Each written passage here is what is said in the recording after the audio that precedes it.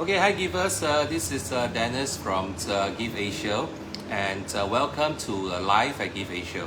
So we're doing this live, once a week, whereby we feature some of the people that we are helping, and hear their stories, and why do they need help, as well as understand what they're going through.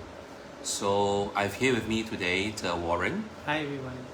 So Warren is actually I always call him a warrior, because Warren, warrior, it actually rhymes together. And having said that, Warren's life has not been easy, and because also that he having this very unusual,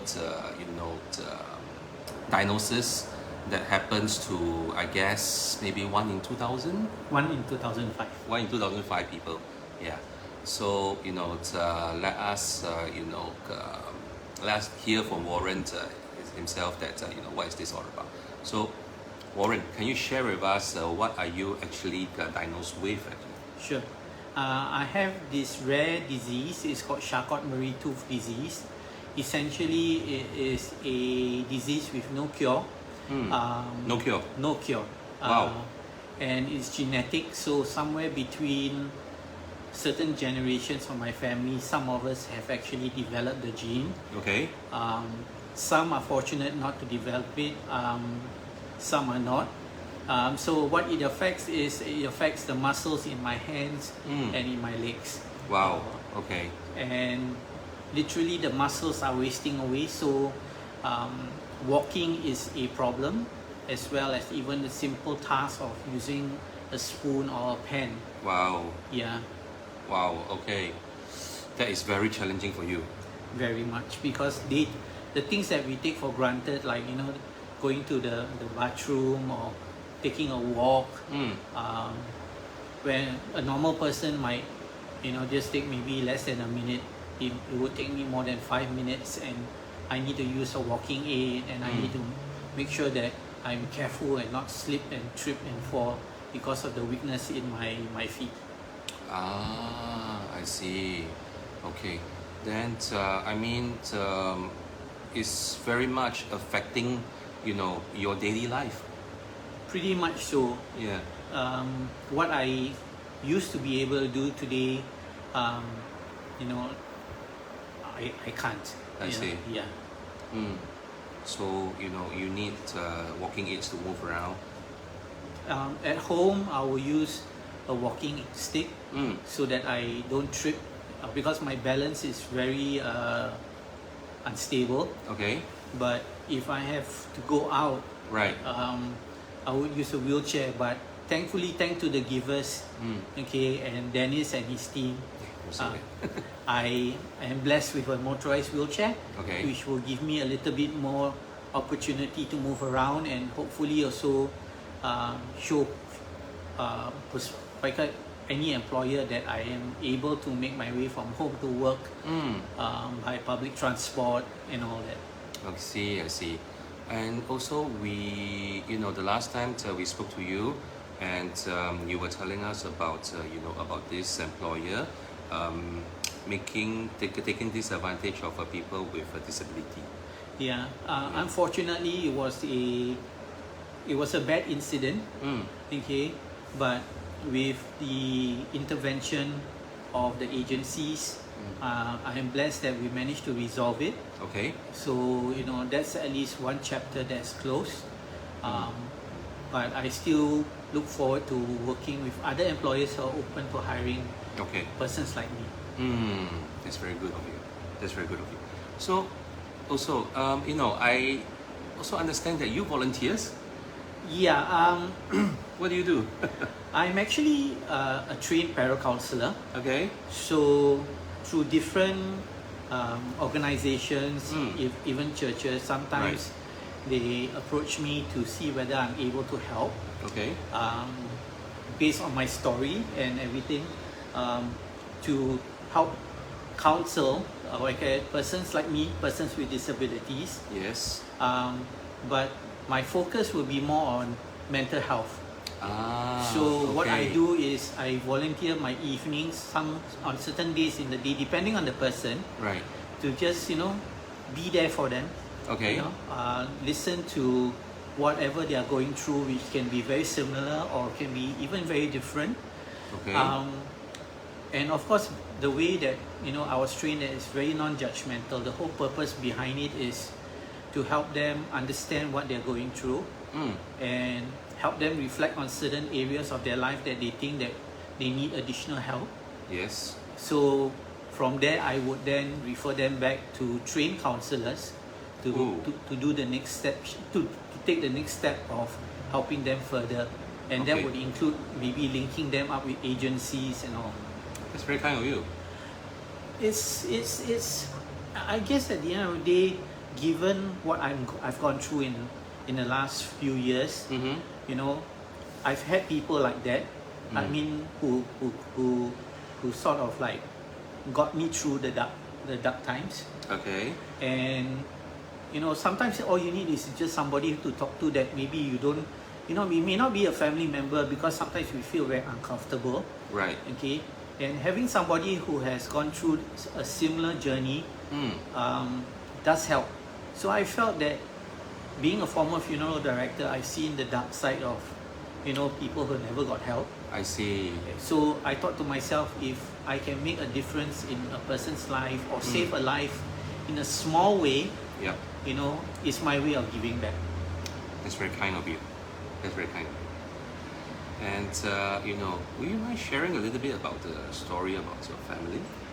You're talking about the Lian He Cha Pao? Yeah, Zhaopao, yes, the story that was written. Okay, so I was approached by Lian He Cha Pao and NTUC Learning Hub because I had taken up some courses, and I used those courses to motivate me not to give up.